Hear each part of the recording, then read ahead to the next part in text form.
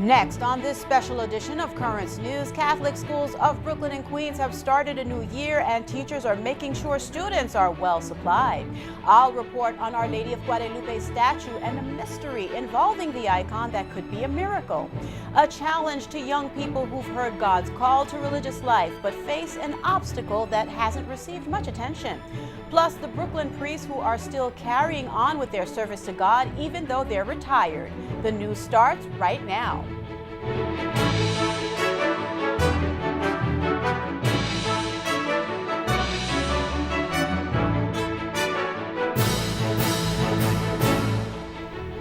Good evening, everyone. I'm Liz Faublas. Welcome to this special edition of Currents News. Catholic education in the Brooklyn Diocese has started a new year, and many teachers spend hundreds of dollars out of their own pockets on classroom supplies each year. And dedicated educators at St. Xavier Catholic Academy in Park Slope, Brooklyn, they're no exception. Currents News' Tim Harfman has that story. Miss Ramonzo's second grade classroom is decorated for her 18 new students. This year we're going to do an ambassador theme, so teaching the kids about, what kind of ambassador do they want to be, about peace or animals, and sort of finding how they can make a difference. But in order to do so, Miss Ramonzo, like many teachers in the U.S., is paying out of her own pocket to help these young ambassadors. Sometimes it can be tough, and so you just have to be creative. Over 90% of educators spend nearly $500 on supplies, according to a nationwide survey by the Department of Education. 7% admit to fronting over $1,000. We do a lot of recycling in the classroom, so I try to reuse a lot of materials, and I share that with the students, and then hopefully give them some inspiration, but that helps cut costs as well. Now in her 7th year teaching at St. Xavier Catholic Academy in Park Slope, Miss Ramonzo shares advice for other educators. Things are going to be expensive, so see if you can make it on your own or find an alternative method to get to it. It's a little bit extra work, but in the end, it pays off. Nearly 45,000 students from nursery to 12th grade will receive a Catholic education in the Brooklyn Diocese this year.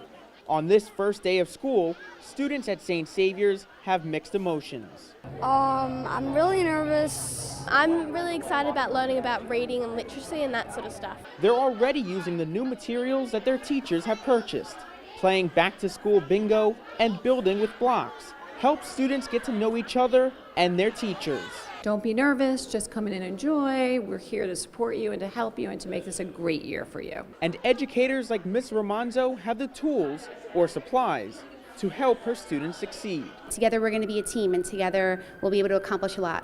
In Park Slope, Brooklyn, Tim Harfman, Currents News. The Bishop of Brooklyn, Nicholas DiMarzio, will join us in just a few moments to go into the deep about the future of Catholic education. New York's Attorney General Barbara Underwood has launched a clerical sex abuse investigation of all 8 Catholic dioceses in the state. She's issued subpoenas for records.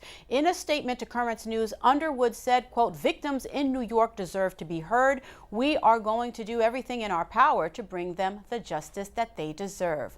Now, the Brooklyn Diocese has received the subpoena sent by the Attorney General and is in the process of reviewing it. The diocese said in a statement, quote, "We have been collaborating closely with law enforcement for many years and stand ready to work with her office on this investigation." In 2002, the Diocese of Brooklyn handed over all allegations of sexual abuse of a minor by a priest or deacon to the district attorneys in Brooklyn and Queens. Since that time, we have adopted a zero-tolerance policy and have reported any and all allegations of sexual abuse to law enforcement. The Diocese of Brooklyn has a toll-free and confidential sexual abuse reporting line.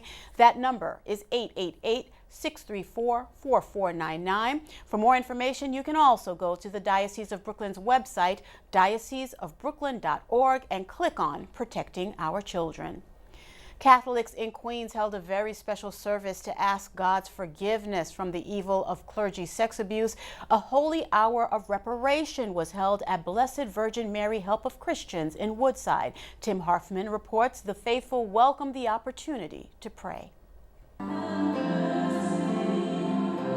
For worshipers like Eris Otanez, this holy hour was a way to pray for victims of abuse. It's a tragedy. I believe that there is something, there is a diabolical element to it. and he's worried that evil is on the march. For many Catholics, it has rocked their faith, and but we have to remember that the gates of hell will not prevail against the church, and that this is Christ's church, and he will guide her church through difficult times. All we have to do is believe. Dozens of Catholics showed that they believe at Blessed Virgin Mary Help of Christians Church in Woodside, Queens.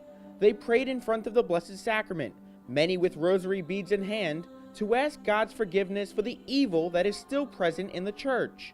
The church's pastor, Father Christopher O'Connor, arranged the Holy Hour. It was a beautiful time of prayer before the Blessed Sacrament, kneeling down. I was mindful of the victims of clergy sex abuse, and I was praying particularly for their healing and for renewal within the church. Actually, I think the church should be more packed. I think that this was not a good turnout. We all need to get on our knees and pray so hard because the church is falling now. She said during times of challenge, her faith showed the way. I'm very scared, and I just believe that no matter what happens, the church is Jesus Christ. In Woodside, Queens, Tim Harfman, Currents News. Months after a figure of the Virgin Mary in a New Mexico Catholic church appeared to be weeping, worshipers say the bronze statue of Our Lady of Guadalupe once again shed tears. Believers are convinced this is not a coincidence, and they're dedicated to solving the mystery. I just want everybody to know that this is real. I feel it's real. Judy Ronquillo says worshipers noticed the statue crying again early Saturday morning. Tears still visible today. It's the fourth time it's happened since May. You want to know why she's crying. You feel like, please tell me, how can I help? You know, when your mother is crying and you don't know what to do. Parishioners and other faithful believe there's something supernatural at work here, a miracle. The church has yet to make that declaration. The Diocese of Las Cruces has been conducting tests on the tears since they first appeared. Results show the tears are made of scented olive oil, similar to what is used during baptisms. As of last month, they've yet to find a natural explanation, so they continue to investigate, saying, quote, if it is determined to be supernatural, they must discern if it is from God or the devil. The congregation has grown, people have gotten closer to the Lord. Whether it's true or not, it's what's in our heart. And all God wants is a contrite heart. I think she's going to keep crying. She is. Despite the questions, the faithful continue to come to witness this for themselves and to pray. I know she's a statue and she's there and you're standing in front of her just looking at her and you're like, this can't be, but it's happening. So that's when your faith just grows more. Las Cruces Bishop Oscar Cantu says an investigation shows nothing inside the statue could have created the liquid. The company behind the sculpture maintains it is unlikely any moisture would remain in the bronze from the manufacturing process. There's a lot more news headed your way on this special edition of Currents News. The future of Catholic education. Bishop DiMarzio will be here to go into the deep. A Queens College student's big hurdle on the path to becoming a nun. She talks about her plans to overcome. A civil rights road trip. A Brooklyn priest made the remarkable journey. And do you have a story idea? Something happening in your parish we should know about? Because we want to hear from you. Keep this email handy, newstips@desalesmedia.org. We'll be right back.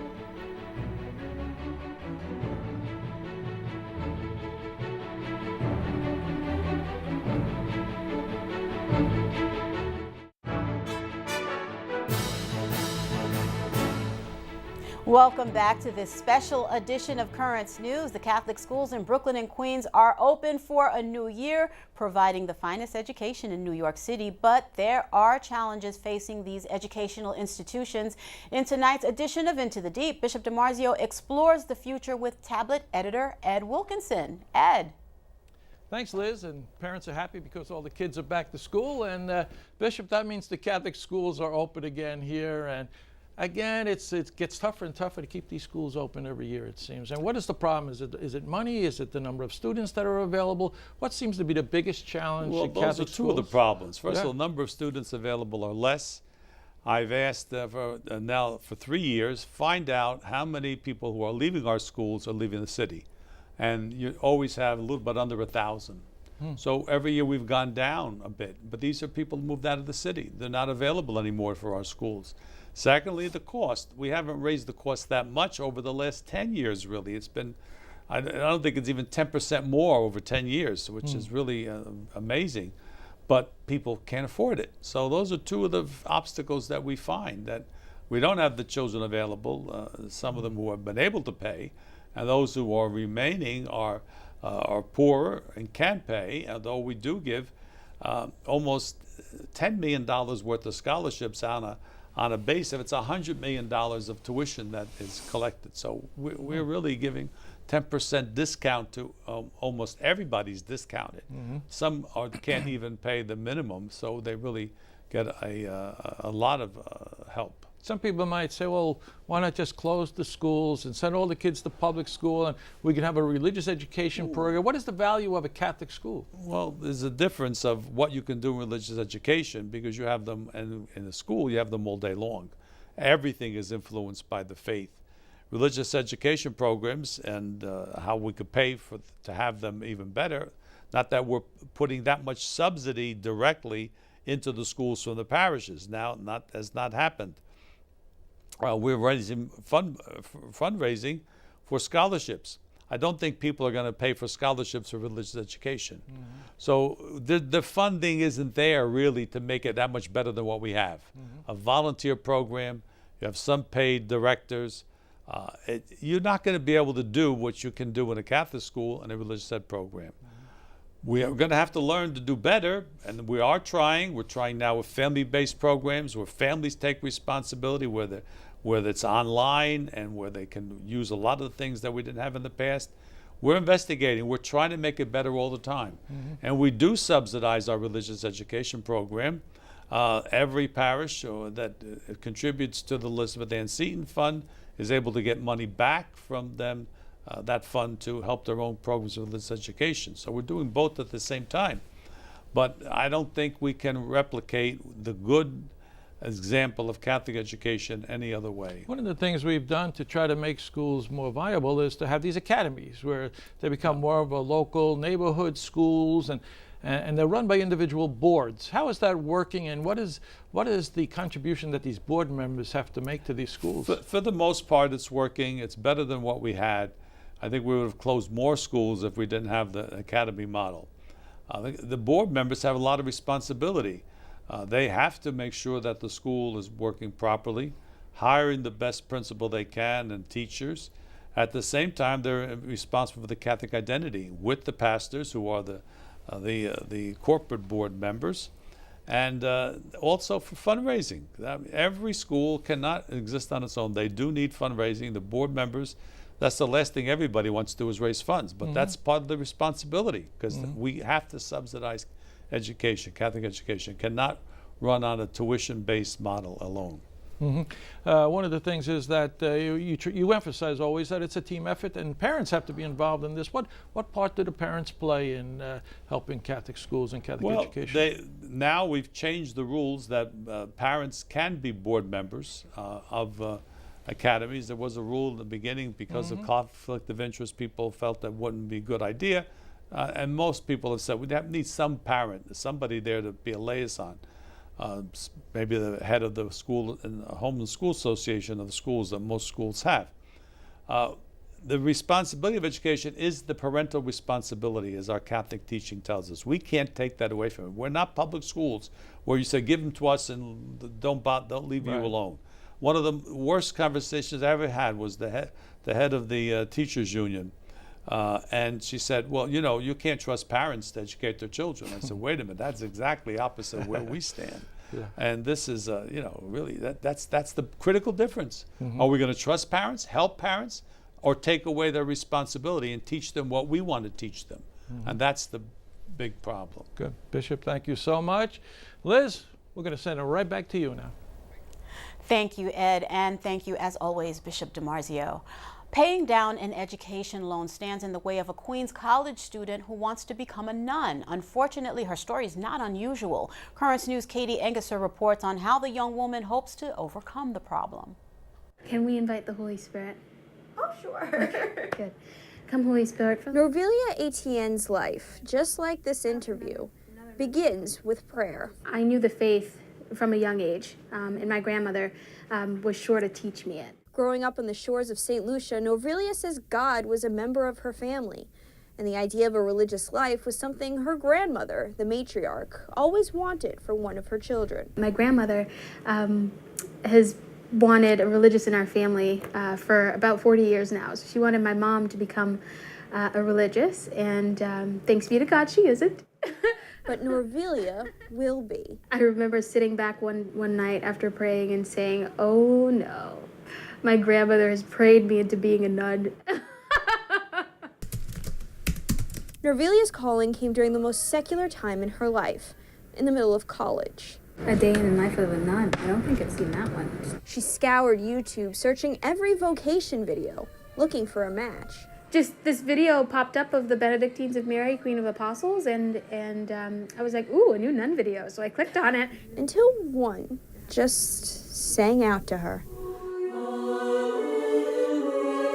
And Norvelia found herself being called to a cloistered lifestyle. What caught me was the peace, and I just knew that it felt like home. Norvelia wants to join the Singing Sisters. Though they don't leave their monastery in Missouri, they topped the Billboard charts in 2014. But she has a problem, a big problem, worth $60,000. I have student loans. Many religious orders require candidates to be free from financial burdens before entering. That means Norvelia's debt delays her calling. According to studies, nearly half of individuals discerning religious life are barred from formation because of their student loans. It's a growing problem in the middle of a growing vocation crisis. It's not that God isn't calling, it's just that people can't answer. Norvelia is getting help from the Labouré Society, a nonprofit organization that helps those joining orders pay off their college debt. And they sing everything in Latin. They teach men and women how to fundraise ethically so they can devote their life to God. I just want to enter. I just want to be Christ's. I just want to give my life to Him. Norvelia is currently writing letters about her vocation story and hopes someone will donate. She has 6 months to raise $60,000. In Flushing, Katie Anguser, Currents News. A Brooklyn priest is recalling a powerful journey he completed, a road trip as the nation remembers the assassination of Dr. Martin Luther King 50 years ago. Currents News' Tim Harfman reports. Riverside Church was the final stop on Father John Gribowicz's road trip to explore the American civil rights movement. The Brooklyn priest started the journey in the South and finished it at the spot where Dr. Martin Luther King delivered a famous speech. He wanted to show that what he was a part of within the civil rights movement was that it was a movement for human dignity on all levels and all forms. Dr. King stood in the sanctuary of the church nearly 50 years ago and spoke out against the Vietnam War. He recognized that economic injustice and war were both things that did great damage. Father John devoted a good part of his summer on the road, studying Dr. King and other moments of civil rights history. As the saying goes, every 1,000-mile journey begins with the first step. Father John spent weeks in the South, traveling the Civil Rights Trail. Atlanta, Nashville, New Orleans, Little Rock, Birmingham, and Memphis, to name a few. The adventure captured on his smartphone, but Father John's emotions couldn't be expressed with emojis. Extremely powerful. I mean, I will say that. I did feel like I personally was on a pilgrimage. The image that stood out the most to him, the bridge that hundreds of protesters marched across in Selma, Alabama. It's such an iconic symbol of the civil rights movement, of people crossing essentially from slavery into freedom, right? I mean, it has almost a biblical parallel to the crossing of the Red Sea. But Father John says protests like in Charlottesville, Virginia are sad reminders that racial unity is an elusive goal in the United States. We are under this illusion that we think that we've moved beyond racial prejudice and discrimination. But the very fact that we think we moved on just makes it even worse. Decades ago, Dr. King preached nonviolence. We have further agreed to call off demonstrations while the committee seeks to work out a settlement. Today, after traveling the Civil Rights Trail, Father John believes Americans must do more to achieve racial harmony. I think there should be an opening for understanding and compassion that could open up between people who are white and people of color. In Manhattan, Tim Harfman, Currents News. Still to come on this special edition of Currents News, we'll hear from Brooklyn priests about why they are still carrying on with their service to God, even though they're retired. We'll be right back.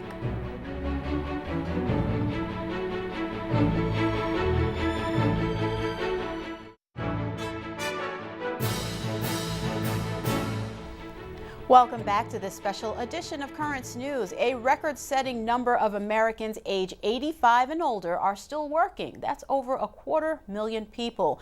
Priests in the Brooklyn Diocese are also part of the trend. Currents News' Katie Engesser reports.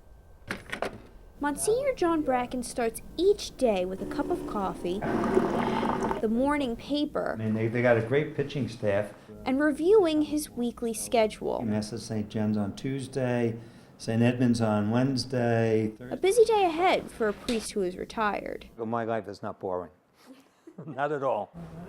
At 77, Monsignor Bracken is still serving his parish of Blessed Trinity in Breezy Point, as well as working at the diocesan offices. On the job every day, even though he has passed the retirement age of 75. And that's a trend throughout the country. Retired priests still working to help offset the shrinking number of new ordinations, figures that are down a lot from decades ago. It will be a real challenge in the future how we are going to be able to staff our parishes with the expectation that people still have as if it were 1950. Hello? Monsignor John Casey, a former pastor, was ordained in 1954, part of a class of 34 new priests. Don't see numbers like those anymore. No, not those numbers, right. As a result, the majority of priests in America today are over the age of 60, and the challenges that come from an aging priesthood are growing larger. By 2019, half of all active priests in the country will be at least 70 years old, the time when clergy are first permitted to put in for retirement. Go up and get your picture taken. Monsignor Casey's situation is extraordinary. He comes to serve even though he is 90 years old, dedicated to helping his fellow priests. I know it must be a strain on them. That's why I try to help them out if I can. The need for more men to answer God's call is why the Bishop of Brooklyn, Nicholas DiMarzio, is leading a Year of Vocations campaign. For Monsignors Casey and Bracken, they are happy to help out while a new generation is cultivated. You never retire from the ministry or the vocation of priesthood. You retire from administration. And as long as God allows them, both priests will live their vocations. Katie Engesser, Currents News. Thank you for joining us for this special edition of Currents News. I'm Liz Faublas. Set your DVR to record this program so that you never miss it, because we are putting your faith in the news. Hope to see you again next time.